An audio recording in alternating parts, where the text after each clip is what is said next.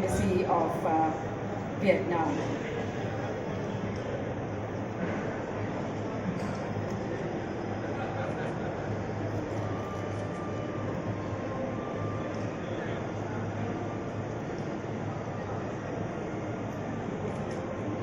जी, प्रेमल मेहता जी, भरत स्वामी सोमनामी जी, हरि दर्दू जी और सभी उपस्थित सज्जनों देवी।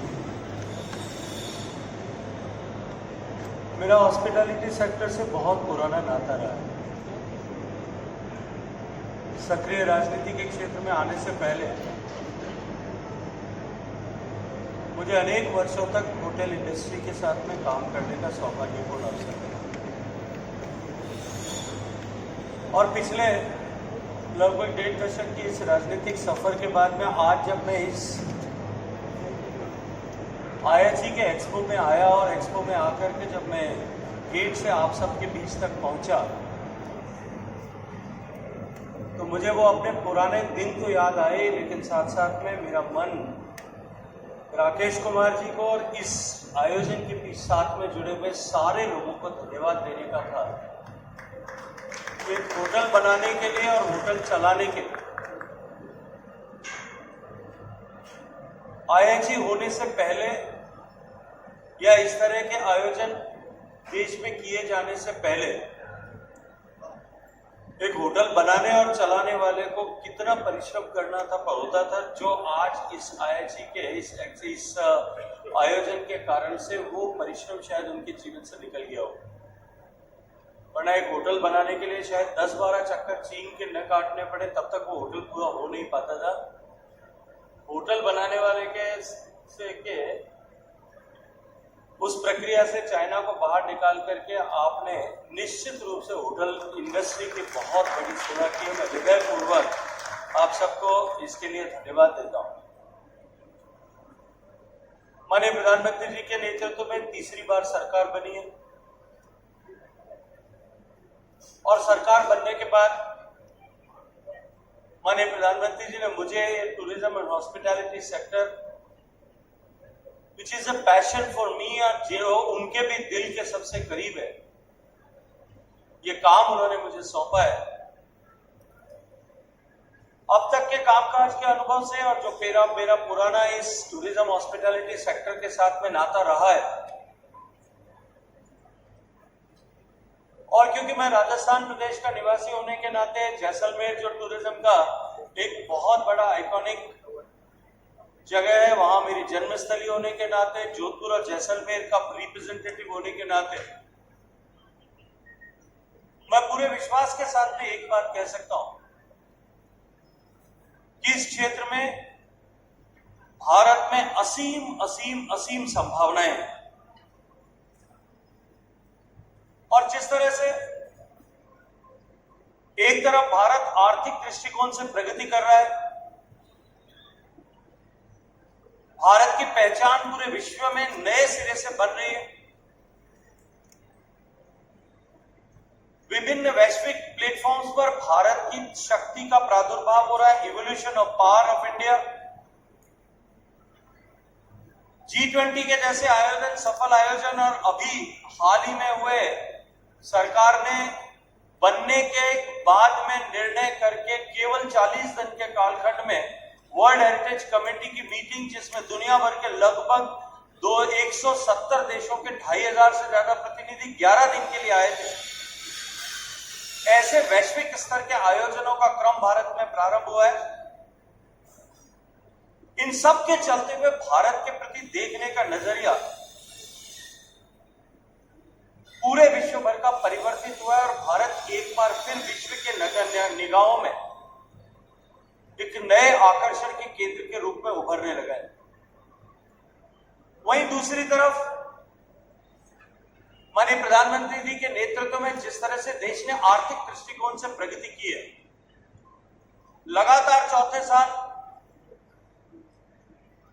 हम दुनिया के सबसे तेज गति से बढ़ने वाली अर्थव्यवस्था बने। भारत का मध्यम वर्ग, भारत का लोअर मिडिल क्लास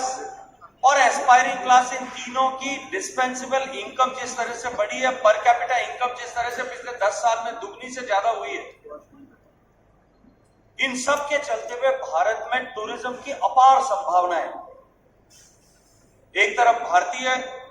जो अपने घर से बाहर निकल करके, हमारी एस्पायरिंग क्लास घर से बाहर निकलने लगी है, और दूसरी तरफ दुनिया भर के लोग भी भारत की तरफ आकर्षित होकर के भारत में आए। और मैं ये मानता हूं कि आने वाले समय में जो भारत की इकोनॉमी, जिसको हम 3 ट्रिलियन से 5 ट्रिलियन तक ले जाने की बात करते हैं, या 5वीं अर्थव्यवस्था से तीसरी अर्थव्यवस्था बनाने की, थर्ड लार्जेस्ट ग्लोबल इकोनॉमी बनाने की बात करते हैं, उसमें अनेक सेक्टर्स हो सकते हैं जो सेक्टर उसके ड्राइवर होंगे। लेकिन मैं ये मानता हूं कि tourism has all the potential so which can drive the Indian economy to become a third largest economy of the world. इस तरह आयोजन का किया जाना निश्चित ही अत्यंत महत्वपूर्ण भी है, समय की और की आवश्यकता भी है, समय की मांग भी है। इस आयोजन के लिए मैं हृदयपूर्वक आदरणीय राकेश जी और उनकी टीम को धन्यवाद देता हूं। और मैं एक बात जानता हूं, क्योंकि मैं जोधपुर से आता हूं, जोधपुर का प्रतिनिधि हूं,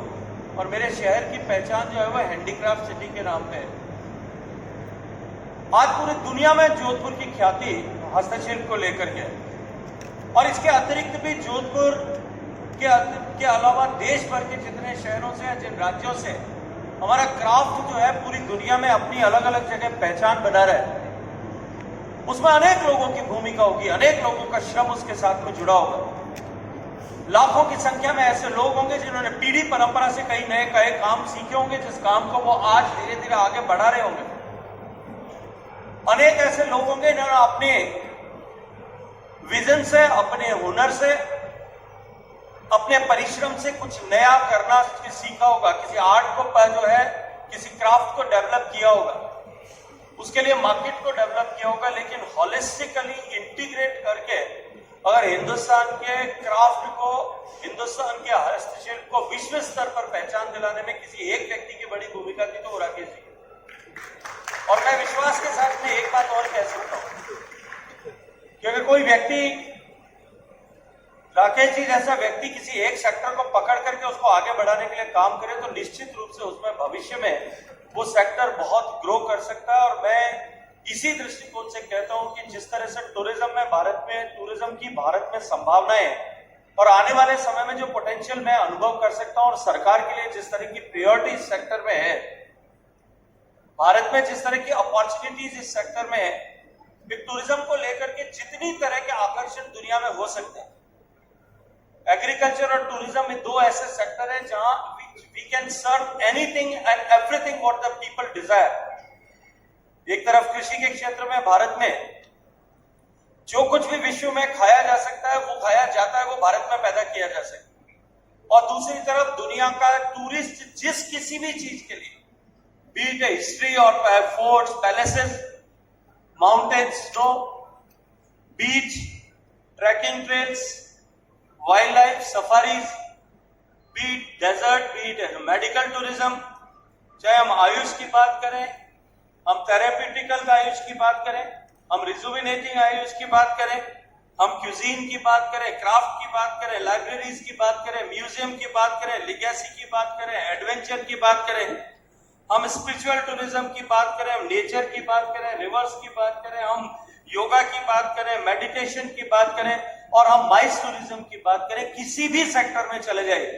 भारत के पास में परोसने के लिए विश्व स्तरीय सब कुछ है। जो कुछ गैप्स है, वो गैप्स फिल इन करने की जिम्मेदारी सरकार उसके लिए कटिबद्ध है, लेकिन इस सेक्टर की जिम्मेदारी, सेक्टर के प्लेयर्स की जिम्मेदारी उसके लिए बहुत बड़ी है। और इस तरह से सामूहिक रूप से जब हम बैठ करके इन सब चीजों पर विचार करेंगे, इन एवेन्यूज को समझते हुए इसको आगे बढ़ाने के लिए यदि हम काम करेंगे, तो सरकार का यह विजन और माननीय प्रधानमंत्री जी का इस संकल्प कि हम भारत की टी को 2047 तक विकसित भारत बनाएंगे, उसके मार्ग में यह सेक्टर बहुत बड़ा योगदान अपनी तरफ से भारत को विकसित बनाने में कर सकता है। इन अपार संभावनाओं को देखते हुए हमारा टूरिज्म सेक्टर ग्रो करे। आज जो चुनौतियां टूरिज्म सेक्टर के सामने आ रही है, जो हमारी जिस तरह से हमारे टूरिस्ट का नंबर बढ़ा है, लेकिन उसके प्रपोर्शन में जिस तरह से हमको डेस्टिनेशंस इंक्रीज करने चाहिए थे वो डेस्टिनेशंस हम इंक्रीज नहीं कर पाए। मैंने राज्य सरकारों से भी बात की है बनने के बाद में, और अभी हम रीजनल कॉन्फ्रेंसेस के माध्यम से उनको मोटिवेट करने वाले हैं कि आने वाले समय में हम अपने देश में नए टूरिस्ट डेस्टिनेशंस किस तरह से डेवलप करें। आज अगर हम डेस्टिनेशंस की बात करें, जितने डेस्टिनेशंस एकाएक आपके जहन में आते हैं वो सब या तो ब्रिटिशर्स ने बनाए होंगे या उससे पहले से बने होंगे। पिछले 100 साल में we have failed to develop new destination. हम नए डेस्टिनेशंस को किस तरह से उचित जगह पर डेवलप कर सकें, किस तरह से क्लस्टर्स उनके बना सकें, इसके ऊपर काम करने के लिए सरकार प्राथमिकता से ध्यान दे रही है और इंडस्ट्री और सरकार दोनों मिलकर के इस सेक्टर को आगे बढ़ा सकें। हम सब कटिबद्ध हैं। I promise all of you हम मिलकर के निश्चित ही देश के इकोनॉमी का ड्राइवर इस टूरिज्म सेक्टर को बनाएंगे, क्योंकि ये न केवल जो है इकोनॉमी को बूस्ट प्रदान करता है, अभी तो साथ साथ में एग्रीकल्चर के बाद में अगर कोई एक सेक्टर सबसे ज्यादा एम्प्लॉयमेंट जनरेट कर सकता है। राइट फ्रॉम आज अगर इस एक्सपो में देखिए इतने सारे चीजें होटल में उपयोग आने वाली चीजों को बनाने के पीछे कितने लाखों लोगों को रोजगार मिलता हो, इसको हम टूरिज्म के रोजगार के साथ में जोड़ते भी नहीं हो, लेकिन क्योंकि ये टूरिज्म के कारण से इन सब चीजों की महत्ता है, इंपॉर्टेंस है, उपयोगिता है, इसलिए इसको भी अगर हम इसके साथ में विविध कर दें तो tourism is going to be the largest employment generator in the country. और मैं इस दृष्टिकोण से कहता हूं कि आज जो समय की मांग और आवश्यकता है उसको देखते हुए हम अपने टूरिज्म सेक्टर को बूस्ट अप करने के लिए काम करें। आप हम सब मिलकर के काम करें। I welcome all of you with whatever suggestions you have in for your industry with your experience। आप आइए, हम सब मिलकर के बैठकर उन सब विषयों पर बात करेंगे और अपने इस सेक्टर को देश के भविष्य को बनाने के लिए, इस सेक्टर को आगे ले जाने के लिए काम करेंगे। मैं आप सबको एक बार फिर आप सबका धन्यवाद करते। जो किसी एक सेक्टर में जो काम करने वाले डिफरेंट प्लेयर्स हैं वो जब एक ही जगह मिलकर के काम करते हैं तो it's like a formation of band. जब सब अपना वाद्य यंत्र बजाते हैं लेकिन साथ मिलकर के बजाते हैं, सिंक्रोनाइज तरीके से बजाते हैं, हारमोनियस तरीके से बजाते हैं, देन म्यूज़िक जो है वो निकलता है। और मुझे लगता है कि इस एक्सपो के नवनीत से भी निश्चित रूप से टूरिज्म सेक्टर को, माइस सेक्टर को, इवेंट सेक्टर को बड़ा जो है लाभ होगा।